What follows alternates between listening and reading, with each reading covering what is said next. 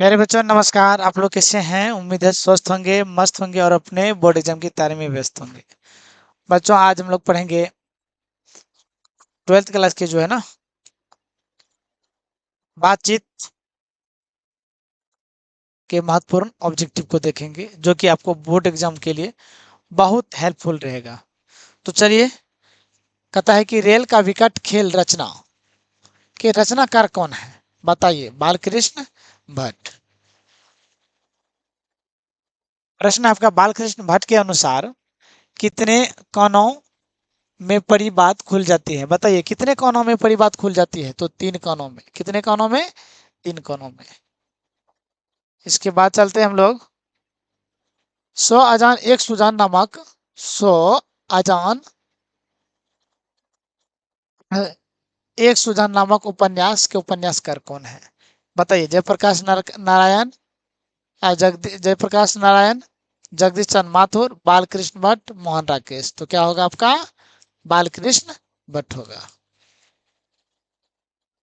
हिंदी के एडिशन निम्नलिखित में से कौन कहे जाते हैं? तो सब लोग जानते हैं बालकृष्ण भट्ट।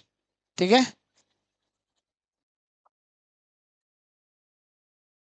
बालकृष्ण भट्ट की रचना निम्नलिखित में से कौन है? तो बातचीत। कौन होगा?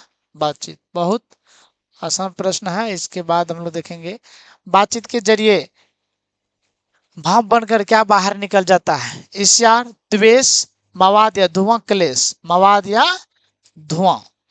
क्या निकल जाता है? मवाद या धुआं निकल जाता है। किसके माध्यम से? बातचीत के जरिए। बालकृष्ण भट्ट की माता का क्या नाम था? सुशीला देवी। बताइए। सुशीला देवी कि रजनी देवी कि पार्वती देवी की सविता देवी? क्या होगा आपका? पार्वती देवी। ठीक है। बताइए निबंध लेखक की दृष्टि से भारतेंदु युग कैसा था? उर्वर, अनुपयोगी, अप्रगतिशील, अप्रतिगामी। क्या था आपका? उर्वर था। बातचीत शीर्षक निबंध के अनुसार कुछ मवाद या धुआं जमा रहता है, वह भाप बनकर निकल पड़ता है। कैसे? बहस करके, झगड़ा करके, बातचीत के जरिए, हंसने से। किसके माध्यम से? बातचीत के जरिए वह मवाद और भाप बनकर निकल जाता है। जैसा काम वैसा परिणाम किस लेखक द्वारा रचित प्रश्न है? बताइए। रामधारी सिंह दिनकर, जयप्रकाश नारायण, बालकृष्ण भट्ट, मोहन राकेश। क्या होगा आपका? बालकृष्ण भट्ट होगा। Option C. बालकृष्ण भट्ट के पिता का क्या नाम था? बताइए। बालकृष्ण भट्ट का पिता का क्या नाम था? देनी प्रसाद भट्ट, बेनी प्रसाद भट्ट, टेनी प्रसाद भट्ट, सेनी प्रसाद भट्ट। देनी प्रसाद भट्ट। सॉरी, बेनी प्रसाद भट्ट था।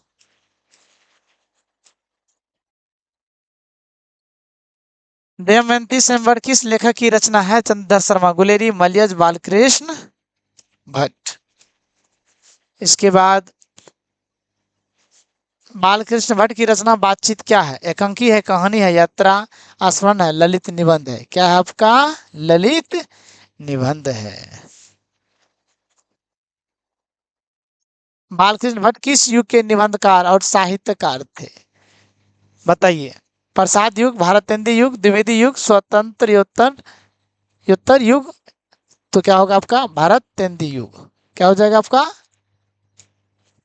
भारतेंदु युग के हो जाएगा। मनुष्य की बातचीत का उत्तम तरीका क्या है? बताइए।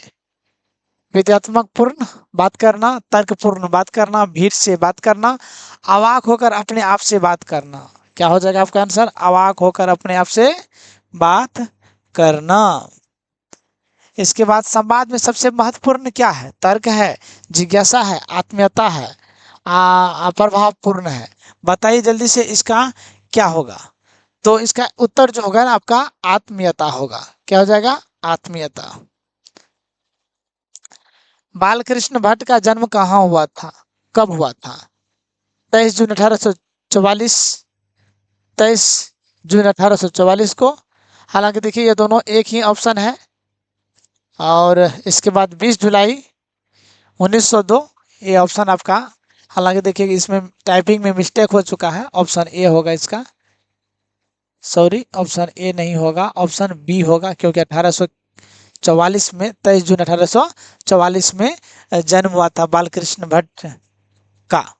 ठीक है ना, तो चलते हैं।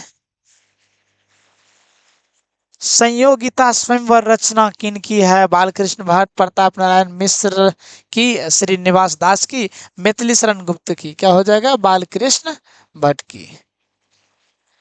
बातचीत शीर्षक निबंध के अनुसार रस का समुद्र किनकी बातचीत में उमड़ चला जाता है? बताइए। दो हम सहेलियों की बातचीत में, दो पुरुषों की बातचीत में, दो दो बच्चों की बातचीत में, दो मूर्खों की बातचीत में। क्या होगा? दो हम सहेलियों की बातचीत में, ऑप्शन ए। इसके बाद हम लोग चलेंगे, वाद विवाद संवाद क्या है? आलोचनात्मक निबंधों की पुस्तक, कविता संग्रह, कहानी संग्रह, नाटक। वाद विवाद संवाद क्या है? तो आलोचनात्मक निबंधों का पुस्तक की पुस्तक, और कविता संग्रह, कहानी संग्रह, नाटक संग्रह। तो हो जाएगा आलोचनात्मक निबंधों का पुस्तक, ऑप्शन ए।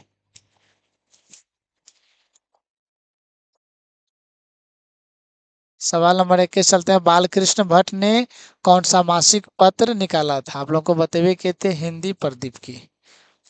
ठीक, इनके बाद 21 में कहता है, बातचीत किस विद्या की रचना है? आलोचना, गीत, शोध। क्या हो जाएगा आपका? निबंध, निबंध हो जाएगा आपका।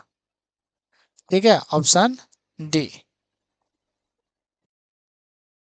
रॉबिन्सन क्रूसो ने 16 वर्षों के उपरांत किसके मुख से एक बात सुनी थी? बोलती फेराडे, संडे, एडिसन, स्टील। किसके मुख से?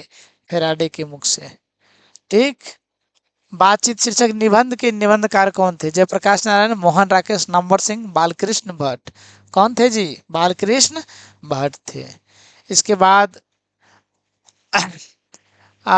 भट्ट जी को किसने अंग्रेजी साहित्य की एडिशन और स्टील की श्रेणी में रखा? हजारी प्रसाद द्विवेदी, डॉक्टर नगेंद्र, रामचंद्र शुक्ल और रामविलास शर्मा। तो हो जाएगा आपका डॉक्टर नगेंद्र ने जो है ना इसको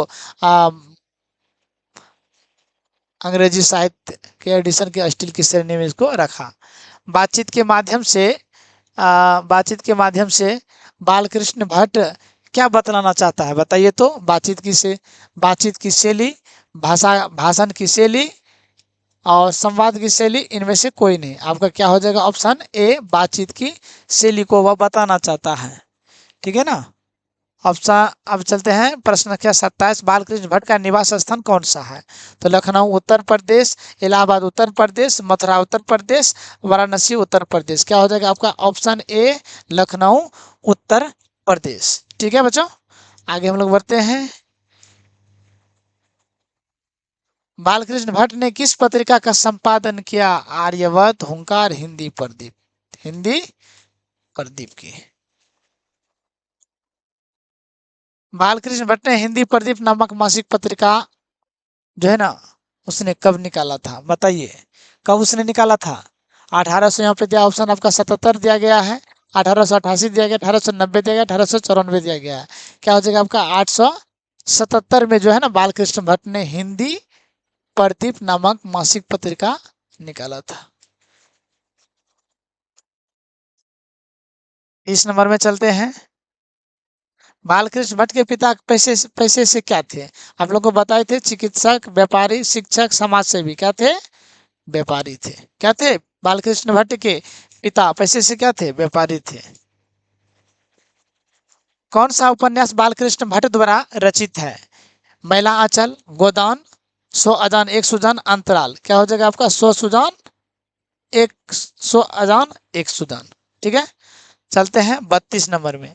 नाटक के प्रारंभ में होने वाले मंगल पाठ को क्या कहा जाता है? भजन, नंदी पीठ और मंगलाचरण, आरती। तो बताओ इसमें से क्या होगा? नंदी पीठ। क्या हो जाएगा? नंदी पीठ। रॉबिन्सन क्रूसो को कब तक मनुष्य के मुख देखने को नहीं मिला था? बताइए। 10 वर्ष, 12 वर्ष, 16 वर्ष, 18 वर्ष। कितने वर्षों तक? 16 वर्षों तक मनुष्य का जो है ना मुख देखने के लिए रॉबिन्सन क्रूसो को नहीं मिला था। बोलने से ही मनुष्य के रूप का साक्षात होता है, यह किसने कहा था? बताइए, एडिसन ने कहा था कि बेन जॉनसन ने कहा था कि स्पेंसर या मिल्टन ने? बताइए किसने कहा था कि ठीक है ना, मनुष्य जब तक बोलता नहीं तब तक उसका गुण दुष्प्रकट होता नहीं? तो बताइए इसमें से एडिसन के मत थे कि बेन जॉनसन के मत थे? मेरे हिसाब से तो ठीक है ना, बेन जॉनसन के मत थे कि ठीक है ना, मनुष्य जब तक बोलता नहीं तब तक उसका गुण दोष प्रकट होता नहीं।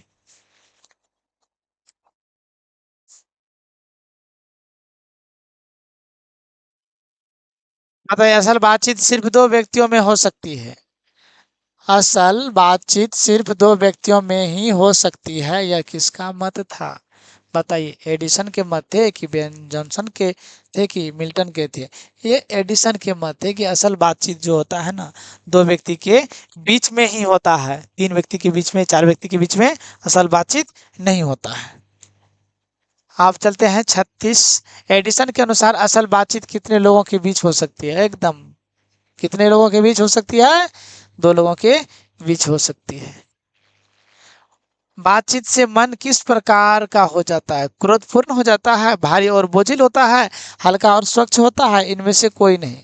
हल्का और स्वच्छ होता है। नहीं बोलते हैं कि मतलब हम अपना सुख दुख आपको बताते हैं तो मेरा मन बहुत हल्का हो जाता है, या अपने मन की बात दूसरों के दूसरों दोस्तों सबके जो है ना सामने यदि शेयर किया जाता है तो उसका मन हल्का हो जाता है, स्वच्छ हो जाता है।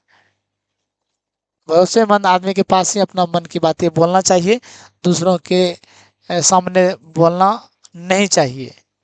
कहता है कि किसे ना होने से सृष्टि गूंगी प्रतीत होती है?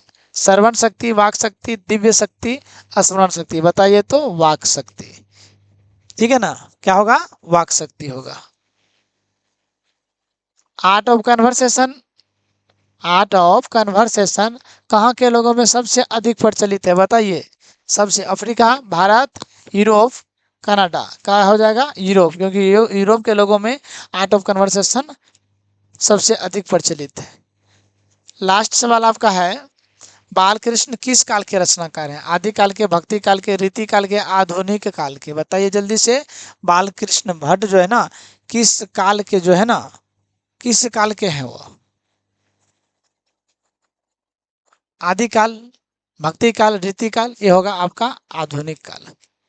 ठीक है ना?